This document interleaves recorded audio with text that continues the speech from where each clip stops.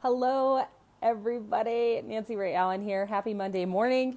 In today's live stream, I'm going to be jumping in to explaining to all of you how the lies that society tells us, the media tells us, our childhood tells us, even our own experience tells us, blocks us from manifesting. And the quick way to shift through all of those things so you can start manifesting like crazy, quick, crazy, fast. I'm going to share a bunch of examples with you. Hello, Crystal. So okay, I'm just going to show you this really fast. I want to show you guys my living room. So check out my tree. Isn't that gorgeous? And I got the stockings and the fire going. Isn't this like picture perfect? Don't you want to come hang out here in this awesome holiday glory? And Stella's going to say hello and good morning as well. All right, so let's jump right into it. There are many lies that people tell you out there in the world about business, about your body, about relationships, about parenting. They tell you these things as if they're fact, as if they're undeniably always that way. Now, what I want you to understand is that there is truth in them. When someone tells you a lie or someone tells you a story, there's some truth based on their experience of the thing, right? So let's look at gravity. Gravity is a fantastic example.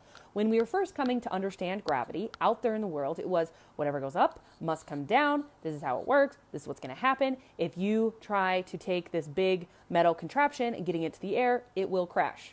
What happens is we learned how to work with the laws of gravity, and we learned that there were more powerful forces than gravity at work that would just supersede and totally bypass the need for gravity in certain situations, right? All sorts of different forces out there on the planet. So what I want you to know is that these things people are saying and teaching are true, and they do work for you at a certain level in your process, right? There's like this level 1 where it's like, yeah, we're all about gravity. This is what we're all about. Level 2 is like manipulating gravity and flying with gravity. And level 3 is like, I don't know, about like all the other forces like magnets, like law of attraction and magnetic forces and, all the other forces out there. I'm not a scientist, but I remember them. Like I studied it in school, right? Doesn't matter. You get the analogy. So the lies. There's lies like, this is one of my favorite ones, okay? You have to have a certain list size to make a certain amount of money. It's not even true. Like I could think of millions of examples of this. And one of the crazy things is now that we have social media, and I've caught myself doing this, okay? You look up people you see on the news or you see in a TED Talk or you see in wherever, and you go to their social medias and they have like no following, like nothing. And in that moment, you immediately discredit them. Like, oh, they don't have 10,000 followers. Well, they must not be legit because there's not enough social proof for it. Do you know that there are people that don't even have social media that are make millions and billions of dollars that are super well networked and everyone loves them and is referring them all the time? We get stuck in a certain frame of thinking that you have to have a certain list size or a certain following or a certain number of friends or a certain size income or house or whatever to have something else. And none of it is true. I can think of many examples where people have made epic money and had small list sizes and still been marketing through lists and through social media. It's about your point of attraction. You guys, there is nothing more powerful than your own agency and point of attraction. Nothing. You have an agency. I hope you guys are feeling this is so freaking exciting. It is a Christmas tree, Sheila. I was showing everyone. Oh, the fireplace turned off. Yep, this is my house.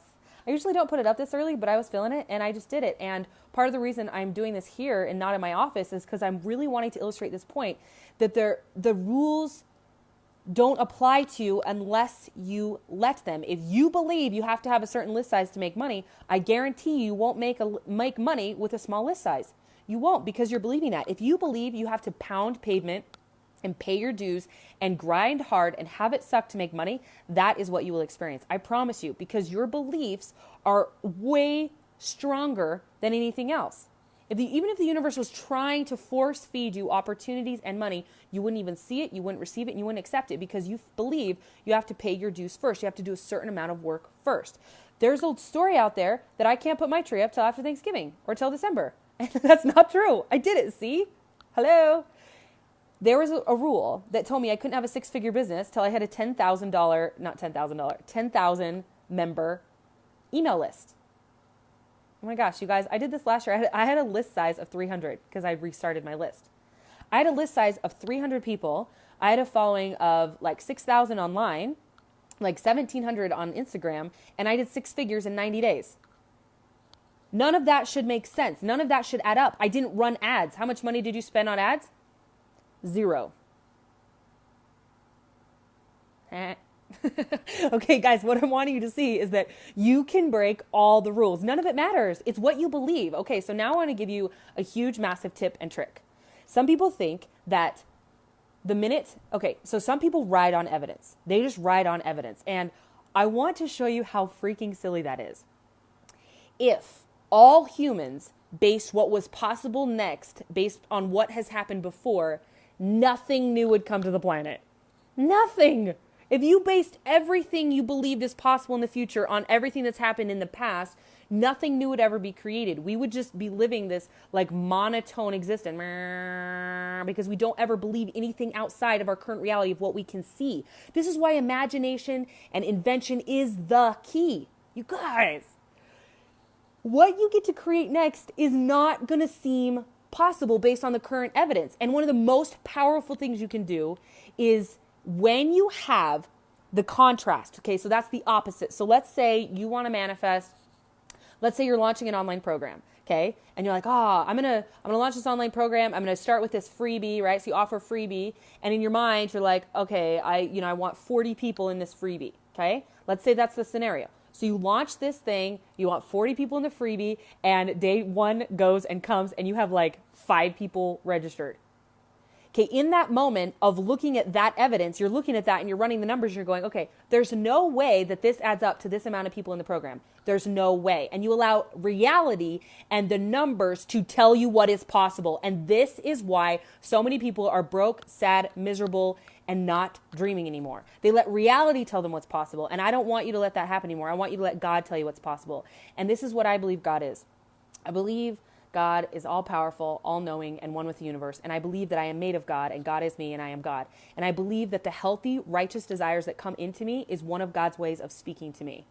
So if I have a vision of having a certain number of people in a program, I believe that that desire is God telling me that that's possible and that's what God wants for me. And my job at that point is to trust, is to have faith, the size of a mustard seed, to have faith and to trust that it's possible and that it's going to happen, even when there's contrary evidence. Even when I look at the numbers and I'm like, oh, nobody's interested. Only 5 people signed up for the freemium or whatever it is. Oh, in that moment, that is where I have faith. That is where I integrate. That is where I trust. That is where I look at it and I go, I don't care.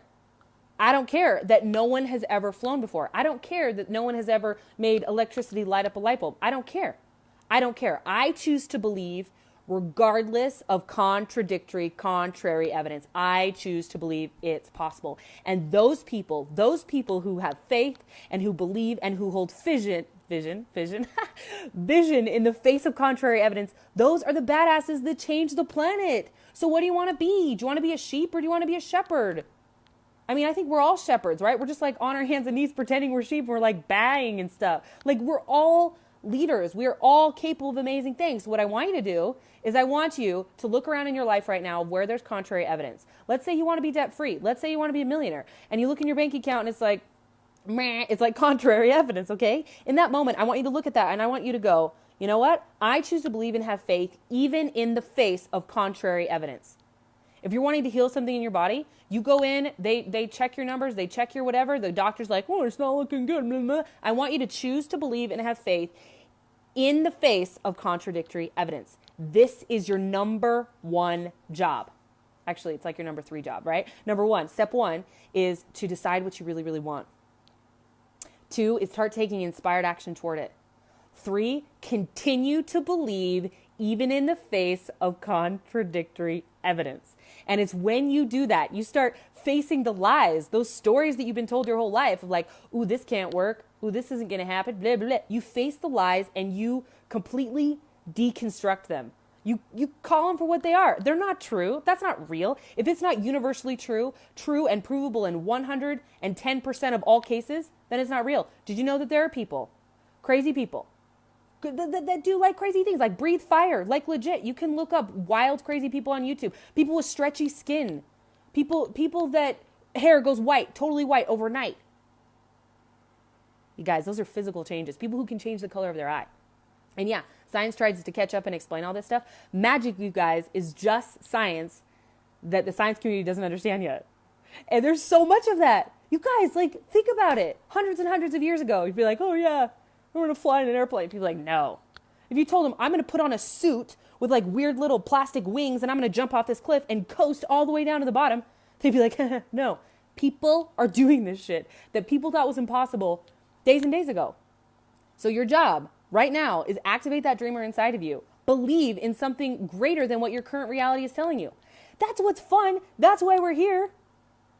Yeah. If you're just going to create within the realm of what you know and what is real, that is your comfort zone. That is safe. That's what's familiar to you. You're not going to grow or create anything epic or exciting in your life.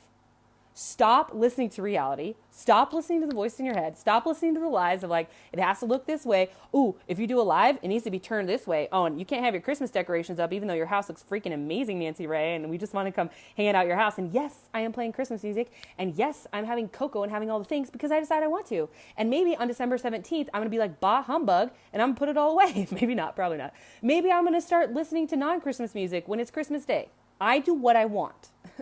What I want you to hear is there's no rules. And no one else, if you don't want to put up Christmas, don't put up Christmas. There's not a rule. Do you, baby. All right. I've been rambling a little bit here. It's been so much fun. I love you all so much. And I'll talk to you again really soon.